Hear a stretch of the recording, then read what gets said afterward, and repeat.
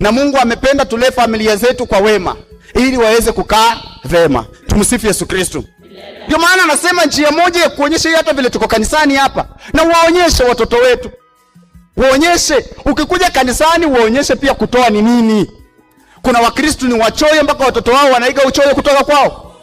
Kuna baba mmoja alikuja kanisani akaimba akatoa sadaka. Mungu ni mwema. Akakuja kutoa sadaka. Alafu wakati alitoka kanisani mtoto akamuona baba ametoa shilingi 10. Aliona baba ametoa shilingi 10. Akamuuliza, baba mbona ulitoa shilingi 10? Mtoto baba akamjibu akamwambia, kwaya haikuimba vizuri, sio sikubambika. Nikatoa shilingi 10. Baba akamuuliza mtoto, na wewe mbona haukuenda kutoa pesa zenye nilikutoa sadaka, nilikupea utoe sadaka? Akamwambia, kwa sababu niliangalia wewe umetoa shilingi 10 nikajua kutoa sadaka haina maana. Kumbe wanaiga kwako. Na naomba nikuambie, ukitoa sadaka yako isipokuvuruga si sadaka. Sadaka unayoitoa isipokuvuruga sio sadaka. Utoe mpaka usikie kuna uchungu fulani ndio ujue upendo inaenda kwa Mungu, umetoa sadaka. Ambia jirani yako sadaka yako ikuvuruke. Isipokuvuruga hujatoa. Lazima ikuvuruge ndio ujue umependeza Mungu, umetoa kinachompendeza yeye. Sadaka yako ivuruge. Tumsifu Yesu Kristo. Na Mungu atapenda. Sababu ningeuliza swali hapa. Point nyingine niko nayo ni kuuliza kuwa kama sio sisi ni nani? Uliza jirani yako, kama sio sisi ni nani? Kama sio sisi ni nani? Nikijiuliza hivyo niseme kama sio sisi ni nani? Kama sio sisi. Waisraeli wanamsema ambao wao wanauliza wanasema kama sio sasa ni lini? Na mimi ninawauliza nyinyi, kama sio sisi ni nani? Tumsifu Yesu Kristo. Nikiangalia jengo kanisa hili lilivyojengwa, kuna watu walijenga ili kanisa na hawako walishaenda. Hizi benches tumekalia hapa, kuna watu walijenga, waliziunda, walichangia pesa, hawako washaenda. Habari zenu. Halafu najiuliza kama sio sisi ni nani? Kuna baba mmoja nilikutana naye, ni baba fulani, nikamwambia, baba ujambo? Akasema niko salama. Nikamcheka nikamwambia, baba wewe mzee unateka maji, unabeba mitungi kwenda kuteka maji wakati mvua inaisha? Mzee akaniambia hapana. Mzee alikuwa anaenda kupanda miembe. Akaniambia, nimekuwa nikikula maembe yenye watu wengine walipanda. Imefika wakati wenye mimi nami lazima nipande kwa sababu ya kizazi kijacho. Kumbe anakumbuka amekuwa anakula yenye wengine wamefanya nini? Wamepanda. Imefika wakati wenye yeye lazima apande yenye watakaokula sio yeye, lakini ni kizazi kinachowafanya. Ndio nikajiuliza kama sio sisi ni nani? Wewe ulivyo hapa, wewe kazi yako ni gani? Mama, baba, kazi yako ni gani? Kijana, kazi yako ni gani? Tunasoma vitabu vimeandikwa na wengine, vitabu vimeandikwa na wengine. Uhuru tulionao nchini ulipatwa ni kwa sababu ya watu wengine. Mungu ni mwema. Majengo tunayoishi ndani yalijengwa na watu wengine. Mimi na wewe tuna nini cha kufanya? Lazima tufanye kitu. Ndio maana kabla ya mafanikio, ukitaka mafanikio huwezi pata bure, lazima ufanye kitu. Wapendwa, niwakumbushe, neno kazi linatangulia neno mafanikio. Ukienda kwa kamusi ufungue hivi, kabla ufikie neno kazi K, lazima mafanikio M, lazima upite K ya kazi. Kabla ufikie mafanikio lazima upitie neno chakarika. Lazima ufanye kitu ndio upate mafanikio. Mafanikio ya eji kwa wepesi. Ndio maana ni vizuri pia tukiwa na watoto wetu na tuwafundishe kazi. Tuonyeshe kuwa kama sio sisi ni nani? Wasipokaa vema leo, kesho kitakula kwao. Tumsifu Yesu Kristo. Pointi ya 3. Kama sio sasa ni lini? Naomba turudie, kama sio sasa ni lini? Kama sio sasa ni lini? The best you can do just to do it right now. Tumsifu Yesu Kristo. Kile chenye unataka kufanya, kile chenye unataka kukifanya, fanya sasa hivi. Mungu ni mwema. Kuna watu wanapenda kupostpone vitu. Wanapenda kuahirisha vitu. Anataka kufanya kitu anaahirisha. Anafanya kitu anaahirisha. Mungu ni mwema. Anapenda kuahirisha vitu. Ndio maana alikuwa anasema kuna wakati mwingine mbwa alikuwa kwenye msimbazi. Halafu cha kushangaza akaangalia amefukuzwa na binadamu, ameenda kukaa nje na mvua ilikuwa imenyesha, kuna baridi sana. Mbwa akalala, baridi ikamgonga, kufika karibu saa 9 hivi akahisi baridi ni sana. Halafu mbwa akasema kesho, ambie jirani yako kesho. Akasema kesho kukipambazuka, mimi nami naenda kujenga, sitaishi kwa baridi hivi. Kama naenda kujenga kama binadamu.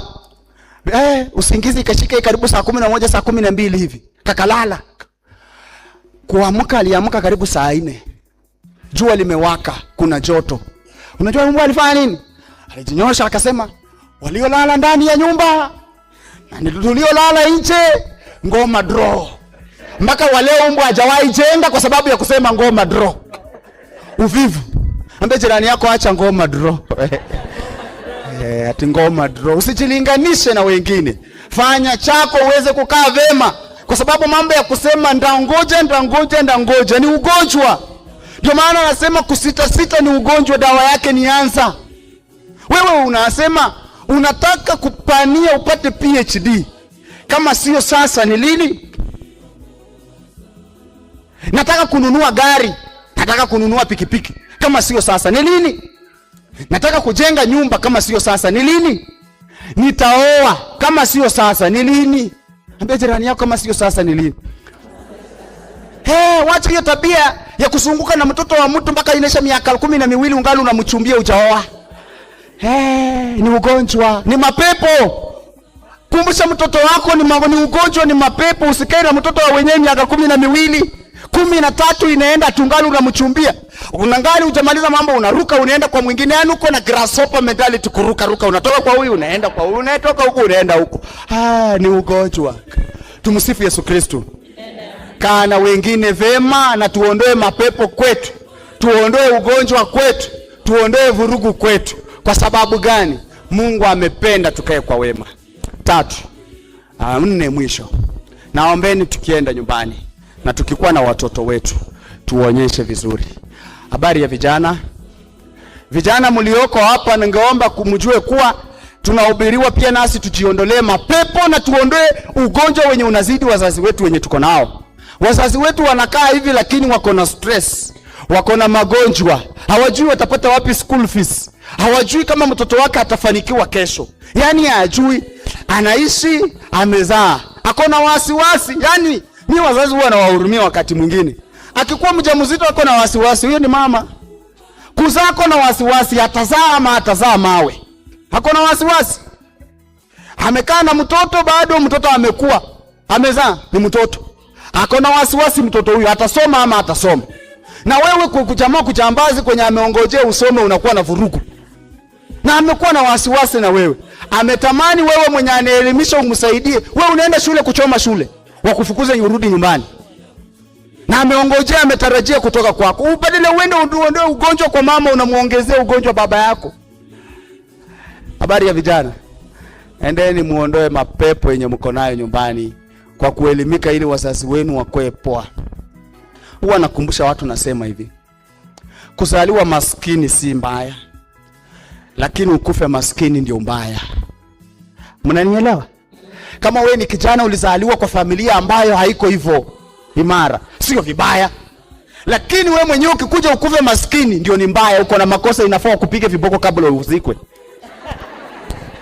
Nafaa upigwe viboko ndio usikwe. Kwa sababu hakuna faida umeongeza. Kama sio wewe ni nani? Umeleta faida gani kwetu? In fact umetuondolea furaha. In fact unaweza kuwa umejiunga kwa kundi baya ya kuletea watu kukuwakosesha amani. Kwa sababu hujaleta amani na utulivu mahali. Mungu ni mwema. Ukiona mzazi wako anavokaa, ikuwe ni motive ya kufanya kitu. Wakati mwingine nilikuwa nakaa nikikuwa shule, unaangalia venye wengine inakuwa kama siku ya wazazi kukuja visiting. Unaangalia hivi venye wanakuja, alafu unaambia mtu naambia mtu baba yangu atakuja pia mimi naye atakuja kunitembelea.